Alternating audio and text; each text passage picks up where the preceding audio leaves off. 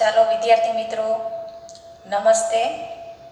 આજે હું સંજય સ્કૂલમાંથી તમને એક ધોરણ 8નું જે પહેલું આપણે કવિતા આવે છે તેરી હે ઝમી, જેના કોઈ રચયિતાનું કંઈ નામ આપેલું નથી.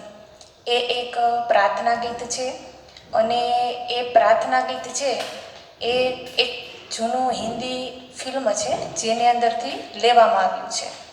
અને એ કેમ લેવામાં આવ્યું છે એ હું તમને થોડું જાણ કરું. એની એ ફિલ્મની અંદર એક ટ્રેન હોય છે જે શરૂઆતમાં સારી રીતે ચાલતી હોય છે અને થોડો સમય બાદ એ ટ્રેનની અંદર એક ગેસ સિલિન્ડર હોય છે જે રસોડા જેવું હોય છે, તો એ ફાટે છે, જેને કારણે આખી ટ્રેનના જે બધા ડબ્બાઓ છે એ એકસાથે સળગી ઉઠે છે, એક પછી એક.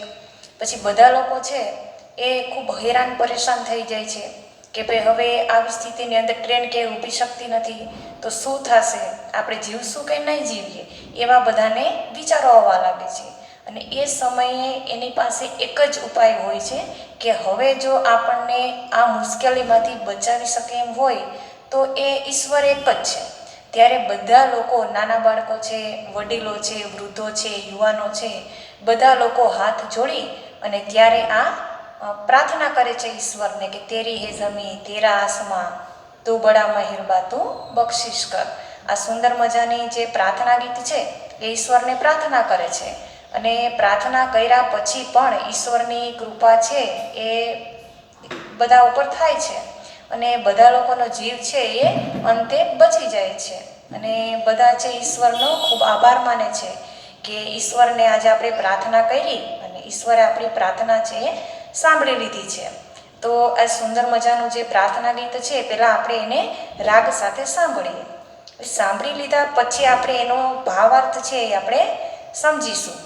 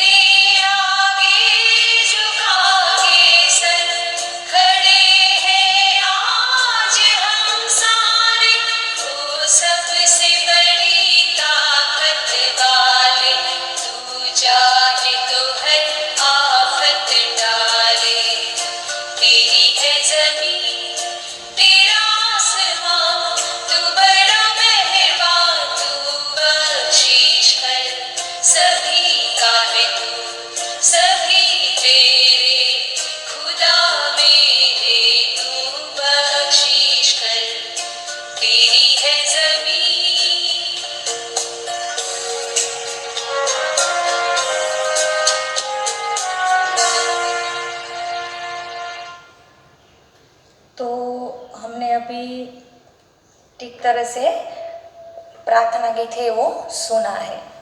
अब हम प्रस्तुत कविता में उसे कुछ 2 पंक्तियों में हमें समझाया गया है कि ये प्रार्थना गीत है, इसमें ईश्वर के प्रति कृतज्ञता का भाव व्यक्त हुआ है, साथ ही ईश्वर की सर्वोपरिता का स्वीकार किया गया है।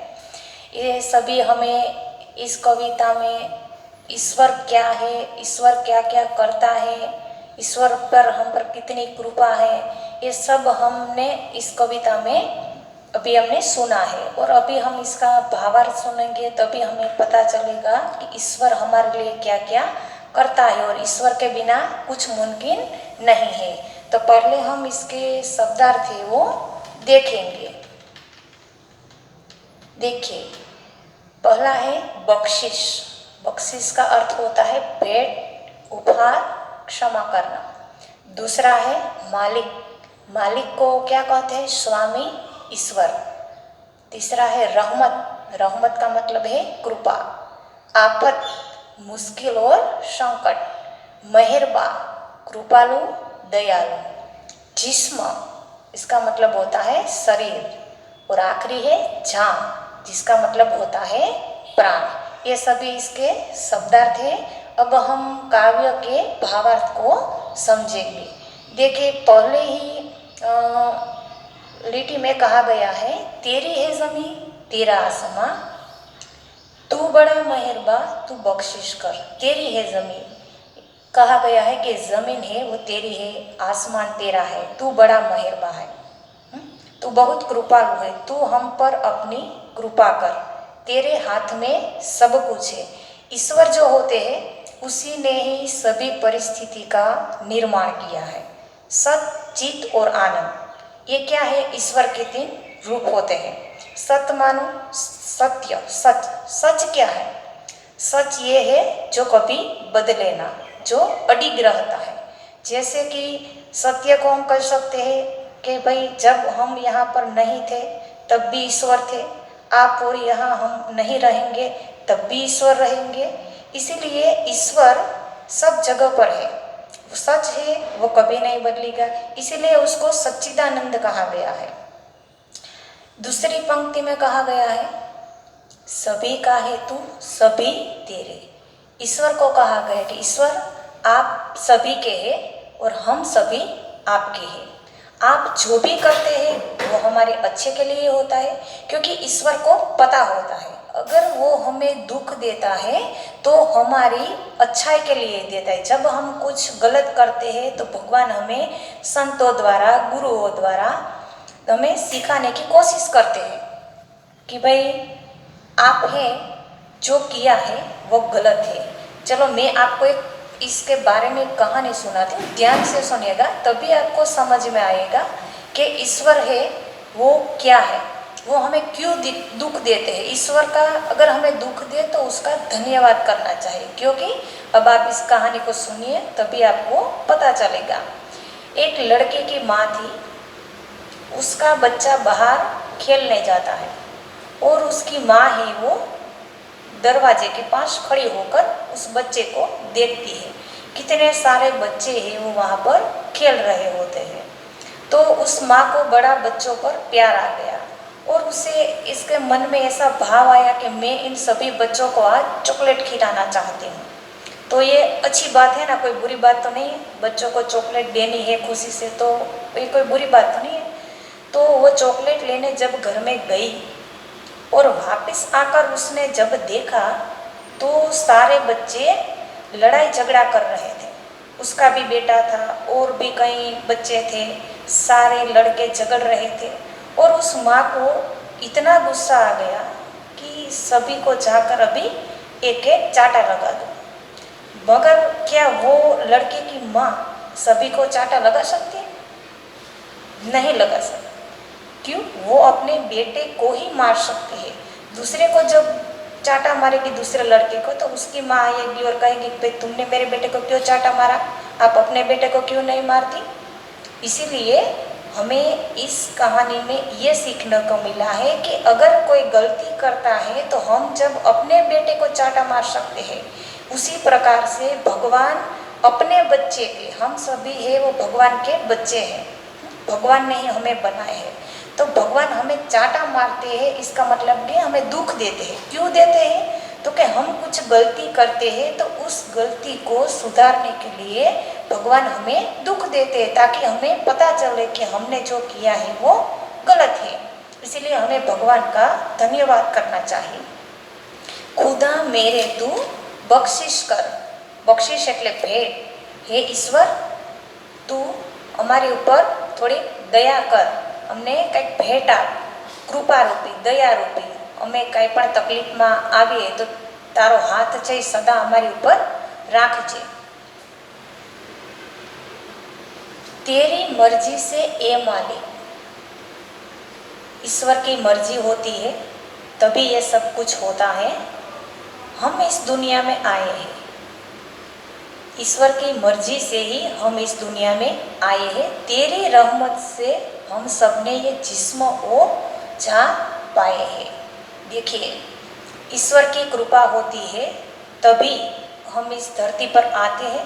भगवान जब तक चाहेगा हमें इस धरती पर रख सकता है। जब उसे ऐसा लगेगा चलो भाई अब तुम्हारा समय यहाँ पर ख़त्म हो चुका है, तो वो हमें ऊपर बुलाना चाहे तो वो बुला सकता है, क्योंकि उसी ने ही हमें इस धरती पर लाया है और वही हमें ऊपर भी बुला सकता है जब चाहे। हमारा जब जन्म होता है उसी समय हमारी मृत्यु भी तय हो जाती है, मगर हमें उसका पता होता नहीं है। इसीलिए तो हमें कई सारे संत बताते हैं कि भाई भगवान की याद करने की कोई उम्र नहीं होती है, कि चलो भाई 50-60 साल हो गए तब हम भगवान की भक्ति करेंगे, अभी तो हम छोटे हैं तो कुछ पैसे कमा ले, घूम ले, फिर ले। ये ठीक नहीं है। कि आपको पता है कि आप 50-60 साल तक जी पाएंगे? नहीं पता है, इसमें तो कोई संदेह नहीं है। भगवान ने हमें ये नहीं बताया है कि आप इस दिन आपकी मृत्यु है। इसीलिए ईश्वर को हमेशा सुबह शाम जब भी आपको मौका मिले, मंदिर जाने का टाइम मिले या ना मिले, मगर बैठे बैठे भी अगर आप दिल से याद करते हैं ना, तो भी उसकी कृपा हम पर रहती है। इसीलिए हमें हमेशा ईश्वर से प्रार्थना करनी चाहिए। हमारे विचार जो होते हैं वो अच्छे दे, बस कुछ मांगना नहीं है कि मुझे ये चाहिए, मुझे गाड़ी दे दो, मोबाइल दे दो। ये सब मांगने की चीज़ नहीं है। वो जब हम ऊपर जाएंगे भगवान के पास तो वो कुछ साथ आने वाला नहीं है। अच्छी सोच आपकी होगी, अच्छा आप कार्य करेंगे तो आपकी जो भी इच्छाएं होगी वो ईश्वर पूरी कर देंगे। इसीलिए भगवान ने हमें ये जिस्म એટલે क्या होता है? शरीर, और जा मतलब प्राण। हमारे अंदर जो आत्मा है वो जब तक है तभी हम जिंदा है। जैसे ही आत्मा चली जाएंगे हम मर जाएंगे। हमारे अंदर दो पक्षी बैठे हुए हैं, एक है आत्मा, दूसरा है परमात्मा। आत्मा जो है वो कार्य करती है, कर्म करती है, और ईश्वर रूपी जो दूसरा पक्षी है वो बैठे बैठे देखता है कि भाई इसने कौन कौन से कार्य किए हैं, और भगवान देख रहे हैं। इसको सुख आता है, दुख आता है। सुख आता है तो भी हमें भगवान को याद करना चाहिए कि उसकी ही कृपा है। अगर दुख आए तो भी हमें हंसते हंसते सह लेना चाहिए कि भाई उसकी ही कृपा है। सुख और दुख हर रोज नहीं रहते, कुछ दिन तक होते हैं, यह संसार का नियम है। अब हम आगे देखते हैं। तू अपनी नज़र हम पर रखना। अब हमें कहा है कि तू अपनी नज़र, किसे कहा है? ईश्वर को कहा है कि तुम अपनी नज़र हम पर रखना। अगर हम कोई भी कार्य कर रहे होते हैं, जैसे कि कोई नौकरी कर रहे होते हैं, घर का काम कर रहे होते हैं, हम कहीं बाहर जाते हैं, तो अपनी नज़र हम पर रखना कि हम कुछ अगर गलत करने जाए तो तुरंत ही तुम हमें कोई ना कोई संकेत द्वारा हमें ये बता देना कि यहाँ पर आप मत जाओ, यहाँ आज जाना ठीक नहीं है। ठीक है, किस हाल में है ये खबर रखना।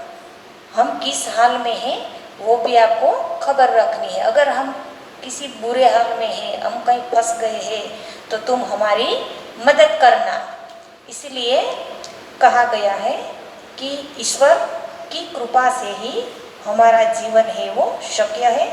इसलिए हमें ईश्वर को हमेशा सुख हो या दुख हो सभी में हमें याद करना चाहिए। तू चाहे तो हमें रखे, तू चाहे तो हमें मारे। देखो अच्छी बात कही है, तू चाहे तो हमें रखे। अच्छा ठीक ही कहा है। अगर ईश्वर चाहता है कि मैं आपको पृथ्वी पर रखना चाहता हूँ तो वो रख सकता है।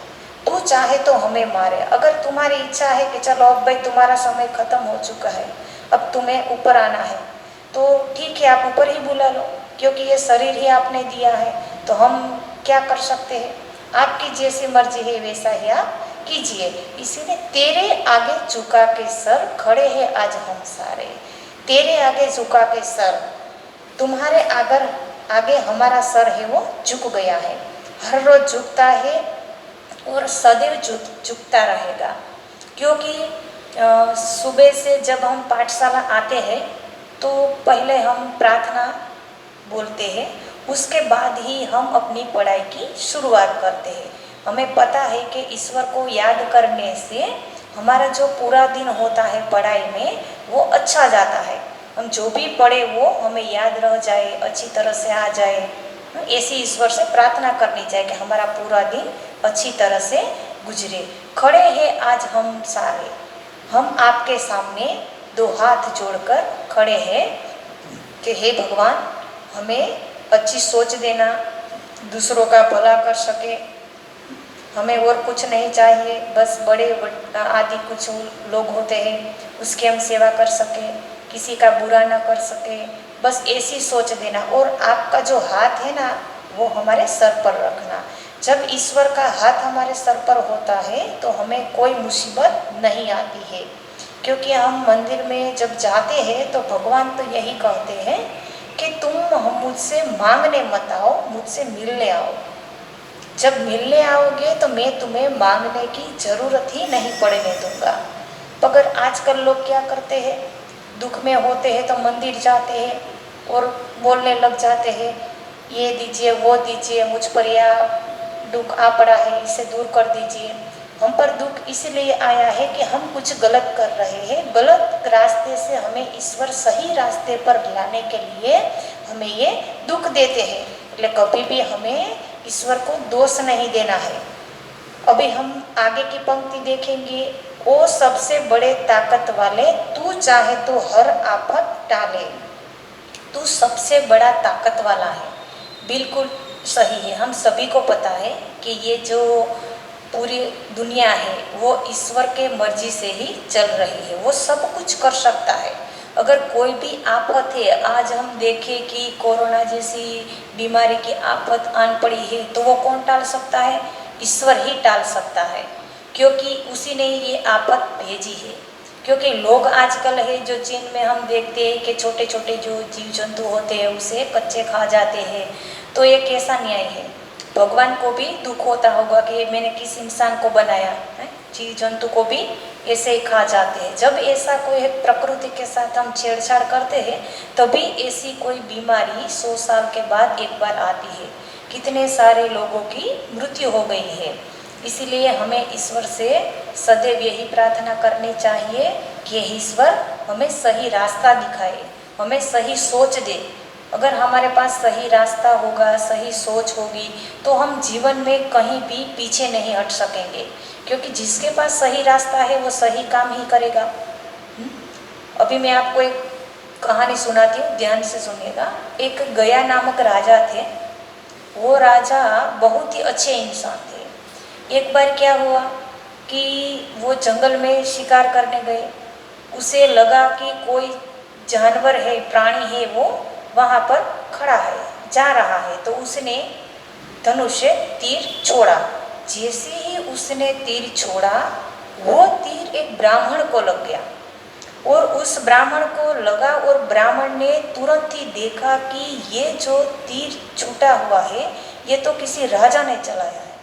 उसी समय उस ब्राह्मण ने गया नामक राजा को एक शाप दिया कि तुम राजा होकर असुरों जैसे काम करते हो, तुम्हें 5 कोस तुम्हारा शरीर है वो फैल जाएगा और राजा का जो शरीर है उसी समय 7 दिन के अंदर तुम्हारी मृत्यु हो जाएगी और तुम्हारा जो शरीर है वो 5 कोस फैल जाएगा, मानो कि राक्षस जैसा शरीर हो जाएगा। उसी समय उसका शरीर जो राजा का था वो बड़ा होने लगा, बड़ा होने लगा। तो राजा ने सोचा कि अगर मैं ऐसा शरीर लेकर महल में गया तो प्रजा क्या सोचेगी कि राजा को क्या हो गया, ये राजा नहीं हो सकते। इसीलिए वो तुरंत ही जंगल में चले गए। वो विष्णु भगवान के बहुत ही बड़े भक्त थे और उसने ब्रह्मा जी की तुरंत ही समाधि लगाई और वहाँ पर तप करने लगे। भगवान का कितना सारा तप किया तो ब्रह्मा जी प्रसन्न हुए और ब्रह्मा जी ने पूछा कि बताओ तुम्हें क्या चाहिए। तो उसने कहा कि मुझे एक वरदान चाहिए। तो कि कैसा वरदान? तो कि कोई भी इंसान आखिरी समय पर मेरे पास आए तो मैं उसे तथास्तु कह दूँ तो उसने जितने भी पाप किए हैं वो सारे पाप धुल जाएंगे। ब्रह्मा जी ने कहा ठीक है, अगर वो तुम्हारे अंत समय जब आपका मृत्यु आता है और गया नामक राजा होते हैं उसके पास जाकर अगर उसके दर्शन कर लेते, भले दूर से ही करे, तो भी उसके जो सारे पाप है वो धुल जाएंगे और वो उसे मोक्ष मिल जाएगा और वो स्वर्ग में चला जाएगा। तो क्या हुआ, ऊपर भगवान को पता चला, कितने भी गांव में ये सारे बात फैल गई कि गया नामक राजा को ऐसा वरदान मिला है भगवान से कि कैसा भी कार्य करो अंत समय आए तो उसके दर्शन कर लो तो आपके सारे पाप धुल जाएंगे और आप स्वर्ग चले जाएंगे। ऊपर भगवान देख रहे हैं। भगवान ने सोचा ये तो बहुत गलत हो रहा है, सारे लोग पाप कर रहे हैं और अंत समय दर्शन करके स्वर्ग चले जा रहे हैं, ये तो संतुलन बिगड़ रहा है, नर्क में तो कोई जा ही नहीं रहा है। भगवान ने सोचा कुछ करना पड़ेगा। भगवान ने नीचे आए दूसरा रूप लेकर और कहा कि मुझे यहाँ पर एक यज्ञ करना है तो मुझे कोई अच्छी जगह बताए। गया नामक राजा को ऐसी बात कही तो राजा ने कहा कि मैं ही हूँ ऐसा इंसान हूँ, मुझ पर ही आप यज्ञ कीजिए कि मेरे दर्शन करने से लोगों को स्वर्ग की प्राप्ति होती है, तो आप मेरे पर ही ये यज्ञ कीजिए। भगवान को लगा अब ठीक है, इस पर ही वो यज्ञ का बड़ा कुंड होता है। भगवान ने कहा ठीक है और इसे सुला दिया और उसके ऊपर एक बड़ा सा जो हवन कुंड होता है उस पर रख दिया। मगर गया नामक राजा को कुछ नहीं हुआ। भगवान तो अब मुश्किल में पड़ गए कि अब क्या किया जाए, इसको तो कुछ नहीं हुआ, इसको मारना तो अवश्य पड़ेगा, वरना नर्क लोक है वो तो खाली होता जा रहा है, स्वर्ग लोक में सब जा रहे हैं, ये तो संतुलन बिगड़ रहा है। फिर क्या किया, भगवान ने सच बता दिया कि देखो मैं तुम्हें मारना चाहता हूँ क्योंकि तुम्हारे कारण संतुलन बिगड़ रहा है। तो गया नामक राजा ने कहा कि भगवान आप मुझे मारिए मत, मैं अपने सिर मृत्यु का दंड आपको नहीं दूंगा, आप पर कलंक नहीं लगने दूंगा, आप मुझे दो वरदान दीजिए, मैं अपने प्राण खुद त्याग दूंगा। भगवान ने कहा ठीक है बताओ तुम्हें क्या दो वरदान चाहिए। पहला वरदान उसने मांगा कि जब कहीं भी कोई यज्ञ हो रहा हो, जहीं देवी देवताओं का वास होता है, जब तक सूरज और चांद रहेंगे तब तक मेरा वास उसमें रहेगा। भगवान ने कहा ठीक है। दूसरा क्या है, उसने कहा कि कोई भी गरीब आदमी अगर उसके पिता का पितृ श्राद्ध या कुछ नहीं कर पाता है, उसकी ऐसी शक्ति नहीं है कि इतना खर्च कर सके, अगर वो इंसान गया नामक जो मेरा एक स्थान बनेगा वहाँ पर वो आएगा और वो प्रार्थना करेगा कि हे गया नामक राजा जी, मैं मेरे पिताजी का श्राद्ध इत्यादि नहीं कर सकता, आप मेरे पिताजी को शांति अर्पे और उसे आत्मा को सुख दे, तो उसको ये आत्मा को शांति और मुक्ति मिल जानी चाहिए। भगवान ने कहा ठीक है, तो ये दोनों जो इच्छा है वो मैं आपकी पूरी करूँगा। और उसी समय गया नामक राजा ने अपने प्राण खुद त्याग दिए और राजा ने ये दो वरदान उसे जो मिला है वो सही मांगा था। आज भी श्रीमद् भागवत जो गीता है उसमें इस प्रसंग में गया नामक राजा का एक नाम ही लिया गया है और इसके कारण आज भी गया नामक जो धाम है वहाँ लोग जाते हैं और जो पितृ इत्यादि उसके नहीं कर पाते हैं और वहाँ जाकर बस इतना बोल देते हैं तो उसे आज भी मुक्ति मिल जाती है। इसी प्रकार से जो भगवान इतना सब कुछ कर सकते हैं तो हमारे लिए क्यों नहीं। इसीलिए हमें हमेशा भगवान से अच्छा कुछ कार्य कर सके, अच्छी कुछ दूसरों की मदद कर सके, तो भगवान हमारी मदद जो है वो अपने आप कर देगा। ठीक है, इसीलिए इस काव्य से हमें भगवान को हमेशा याद रखना है। इसकी कारण ही भगवान की इच्छा से ही हम इस दुनिया में आए हैं, उसकी इच्छा से ही हम इस दुनिया से वापस जाएंगे। इसलिए सभी को सवेरे उठते समय, रात को सोते समय हमें ईश्वर को याद करके ही सोना है। ठीक है, चलो अभी हम उसका जो स्वाध्याय है वो देखेंगे।